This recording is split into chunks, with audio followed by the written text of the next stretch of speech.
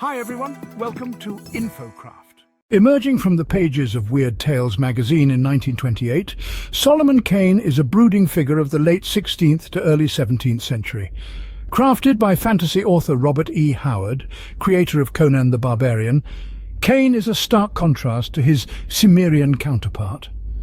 Solomon Kane is a somber-looking man who wanders the world with no apparent goal other than to vanquish evil in all its forms. His adventures, published mostly in the pulp magazine Weird Tales, often take him from Europe to the jungles of Africa and back. In his story Moon of Skulls, Robert E. Howard described Kane as, "He was a man born out of his time, a strange blending of Puritan and Cavalier, with a touch of the ancient philosopher and more than a touch of the pagan, though the last assertion would have shocked him unspeakably.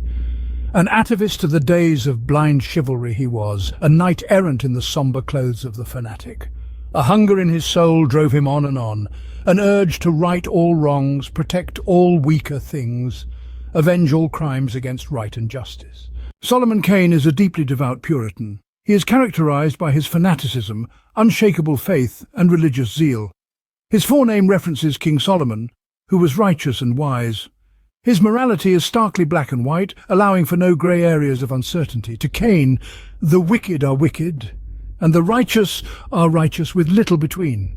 His surname, Kane, is a reference to Cain, the Bible's first murderer, a hint towards Cain's dangerous nature and willingness to take other men's lives.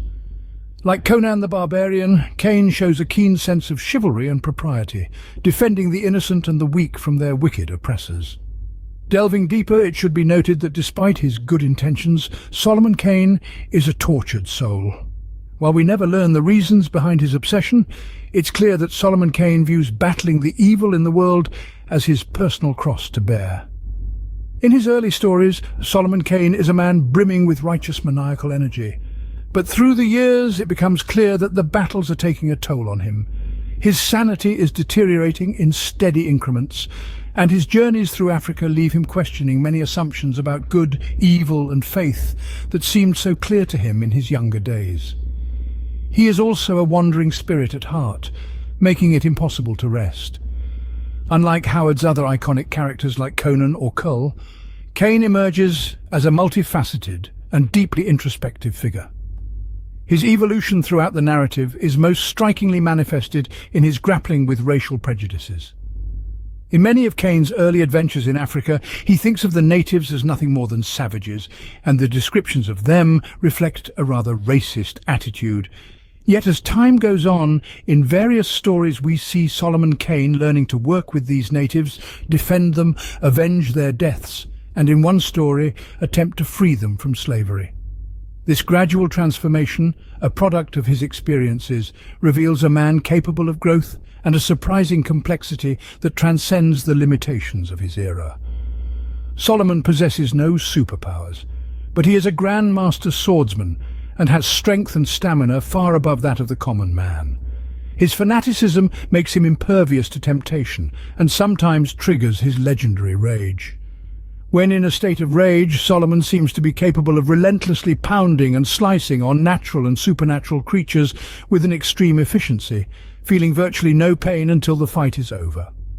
Solomon is originally depicted as carrying 2 one-shot pistols and a Spanish blade, a rapier of excellent quality steel.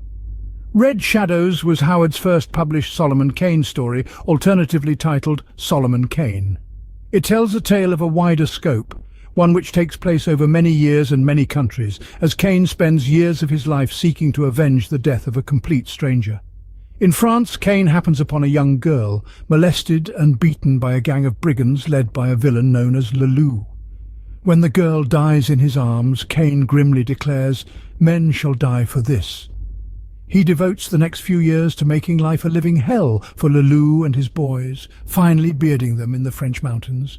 Le Loup alone narrowly escapes, but with Kane hard on his trail, a trail which leads through several countries and finally takes them both into deepest, darkest Africa. Here they meet again, but Le Loup has enlisted the support of a tribal chief.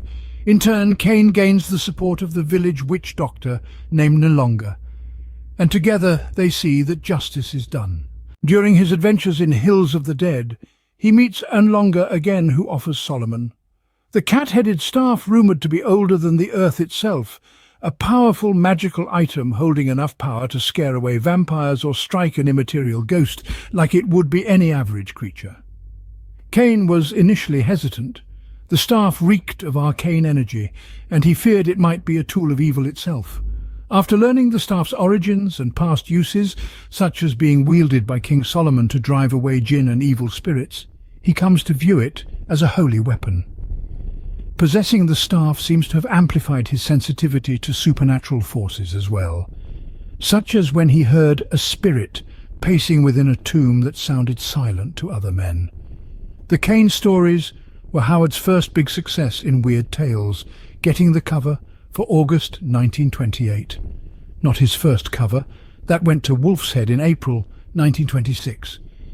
6 more stories appeared until July 1932 and Wings in the Night. By this time, Howard had already finished with Cull and was penning the Conan stories. For the next 4 years, Conan would be his main focus, though in the 1960s and 70s, Kane would get the unpublished and fragmented pieces revived in paperback form. Although Solomon Kane may not enjoy the same widespread recognition as Howard's other creations, his legacy endures as a testament to the author's unparalleled imagination and storytelling prowess.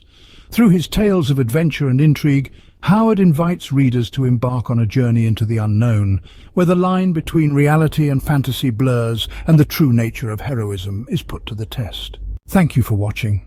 For more content like this, please like and share our video and subscribe to our YouTube channel. If you enjoyed the content, let us know what you want to see next in the comments down below.